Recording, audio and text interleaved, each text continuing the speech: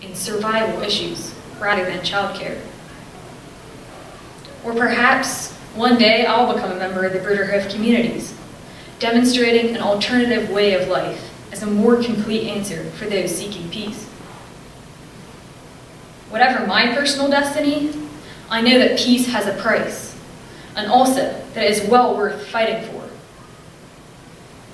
I realize that this battle must first be fought in myself, to prioritize my own personal values in order to promote peace in a hurting world. Thank you for listening, and thanks for all you've done to give peace a chance.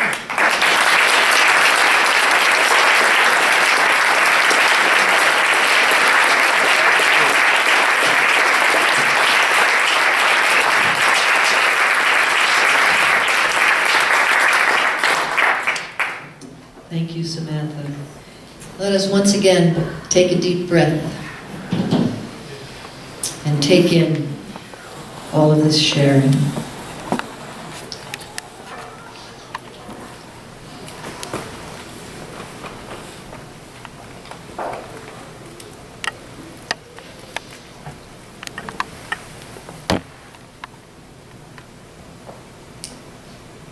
Such deep appreciation for all four of you. How about another?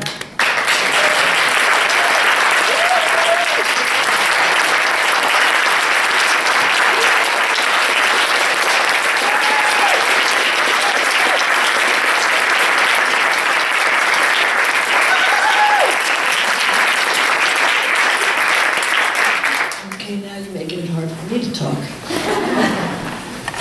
Don't take that personally. It's all me. So, Lindsey, so deeply appreciating your fiery fearlessness. And thank you for your gift of informing, inspiring, and inviting us to act, like right now.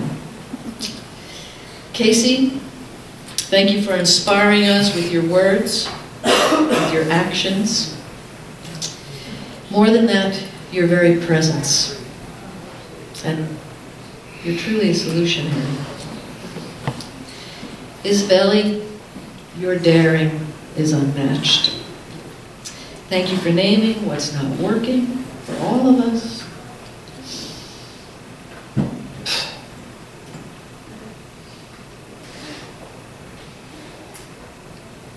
And thank you for being your beautiful, authentic, and vulnerable self, for daring that. And for touching my heart, I'll bet the hearts of many out here, reminding me that social injustice is not my fault.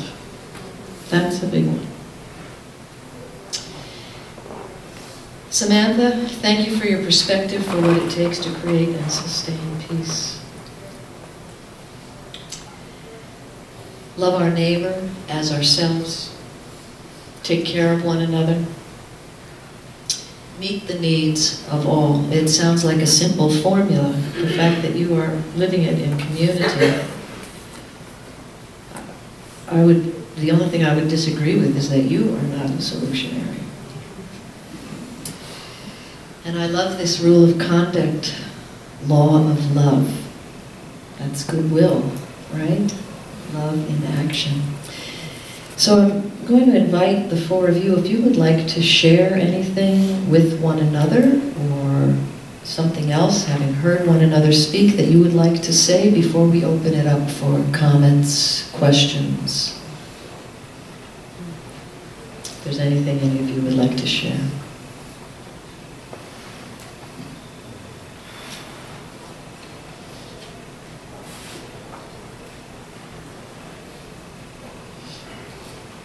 I know they haven't said it all, so we're going to open it up to you to draw that out. Let's have a little conversation with our four young adult peace builders up here. Here we have someone right up front here, Brad. If you'll kindly say your name. Teresa. Izabelle, I was in a group with you with Philip, and it was very enjoyable. Can you tell me more about the book you were quoting from? That was my question, very simple. I forgot about the book. I just got too emotional. So, This book is called Is Everyone Really Equal? An introduction to key concepts in social justice education. So it's a very easy book to understand how this oppression system works in society and how we all make part of it. Even we are not aware of that, but we make part of it. So it's a way to educate ourselves and easy to be able to share it with others. And the authors are Oslane Sensoy and Robin D. Angelo. I'm sure there are students from other schools here. And behind you, Brad. Yeah, come in, just a second. Is Chloe Gold here? Would you like to speak? Okay.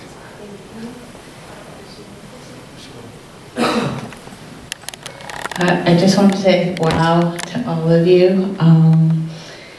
Each of you kind of touched my heart in a different way, and I like, Izabelle, how you started saying open your heart to receive. I didn't know you were going to break it.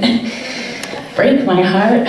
I'm sure there wasn't a dry eye in the house after hearing your story, and so very happy to see you here, and I guess you're going to be doing great things as you have already done. And then it was a very interesting transition to hear your story and your community of how you live together in harmony, and kind of brought back to the John Lennon song Imagine, and then you're kind of living that vision of peace, of living together. And when she said Einstein's answer, the answer is love, it's kind of resonating from starting with Friday evening coming here, that no matter what comes up of the injustices over the many, many, many years, that if we pour love on it, it's going to really dissolve the hate. So thank you, for your enthusiasm, your energy. Very happy to hear it, because it just keeps our fire going, and enlarging and expanding our heart of compassion around the world, and really helping each other. I like also what you said about it doesn't really matter what our occupation is. If we need, you're a teacher and you need to help, and the farm, that we had to pitch in so that we can lift each other up. So it's very beautiful. Thank you. Yeah, I'm appreciating the comments, one of the threads that flowed through off this, that social change begins at the individual and local level.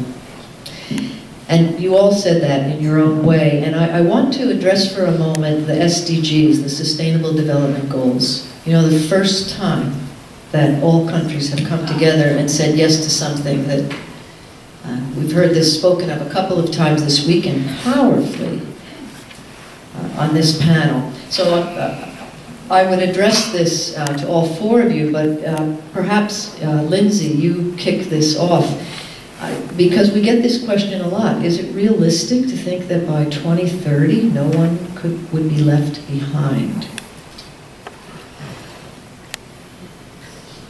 I think that's a challenging question to tackle. Like I said, climate change is going to slow the process. It's slowing the process of meeting the Sustainable Development Goals.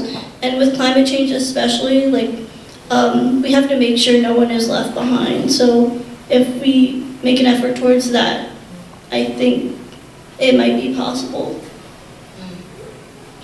I would like to add by saying that part of making this realistic is getting people involved and bringing awareness to the goals, because if not everyone is aware of the solutions that we are hoping to achieve by 2030, then there's not going to be enough fire behind it to get it going. People need an incentive to accomplish, and these goals are a major incentive to challenge ourselves on a global scale and local scale to achieve this peaceful world. And that's why I said educating ourselves and others is a solution, because I know a lot of people don't know about that, and they don't act because they are bad people. They act because they don't know what is really going on. So that's why we need to educate ourselves and talk to each other and go where no one wants to be able to change. Where no one dares to, Izabelle. And may we take a page out of the book of daring. And I will say that each of you spoke to my heart when you talk about basically there is no separation. We are bound together. We are all in this together, in community together, regardless of how we choose to express that. And if there's no separation, as Paul Hawkins says, then climate change is not happening to us. And if it's not happening to us, it means we are part of what is happening, which means it empowers us as solutionaries to be part of the solution. So thank you for naming that over and over and over again today. Brad? Hi, my name is John Tobin from the Pine Bush Central School District, about a half hour from here.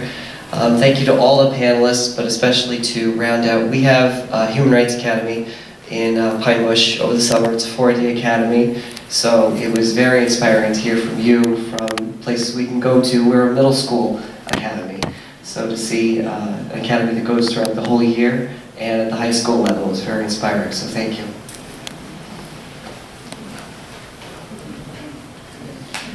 Hi, my name is Chloe Gold, and we're from the New Paltz High School, part of the Young Activist Club, and it's a club that I founded in my sophomore year, and something that we've been struggling with since our conception is getting support from the larger school community so that we can have an organization like this where we have a lot of student support and staff support and, you know, traveling throughout the area to get all of this information and then share it with our peers. So do you have any advice you could offer for cultivating awareness with other students and asking for that help that you need so that we can, you know, blossom and do all the things that we want to do so badly but don't have the tools to do necessarily? So our club has faced the same adversity that you are referring to. And it's hard and it's discouraging, but you know your power and your voice, and you need to make your voice heard. And if you network at events like these, get your name out there, get your club out there, get involved, meet people, become involved in different events, and find out where you can, what next community-led event or meeting that you can attend to get your name out there. And that is what our club has done with the amazing help of our leader, Diana Zuckerman.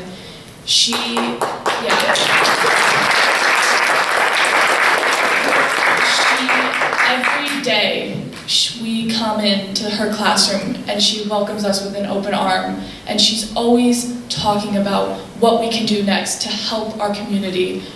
She is so selfless in her actions and helping us, bring us together to help you and be part of the solution. And I am so proud of you guys, and it warms my heart to hear that you have started this club and you want to get out into the community. And I'm lucky enough to have been mentored by my amazing leader, Ms. Zuckerman.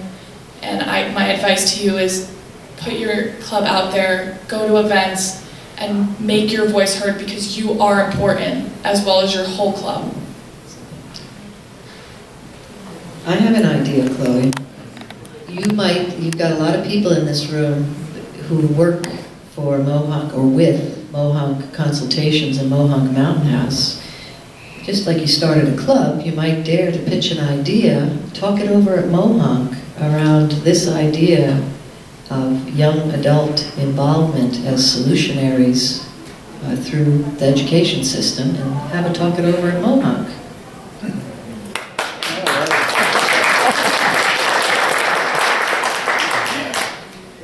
Hi, my name is Mark. Oh, I guess I should stand up. My name is Mark. It's just so inspiring to see all these young people getting involved in this manner. We've been very worried that the young people have not been, but clearly they are. I'm from the Central Jersey area.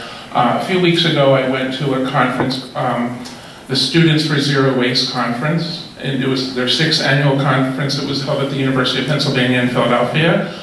I just wanted to bring this organization to your attention. Maybe you already know about it, but it's critical for all of these different groups to come together, because we really need a critical mass of everyone to especially with climate change and the climate crisis, for action to occur, because we're as you know, I don't have to say this, but we're running out of time, and we need mass involvement. And it's so inspiring to see you guys, that you guys know and you're aware, and so Students for Zero Waste, and they have chapters in colleges across the country. So if you're not aware of it, please look into it. Thank you. Just want to mention that we deleted the break from the program this morning, so you need to move around. Yeah, okay. I'm going to fit a little thing in because there's still tea, coffee, and food back there. That's what I was going to say. Okay, we're on it. Yoko? Hi, my name is Yoko Yamamoto, ex-noodle shop owner, and I'm in the process of opening up a new one in Kingston. And also, I'm a founder and a director of Bon Odori Dance Festival for Peace. I'm fighting against nuclear weapon and nuclear power plant. And I've been working on that like 9 years now, and next year will be our 10th annual. And it's Kingston Point Beach. And I was so impressed and being so lucky to be here this time,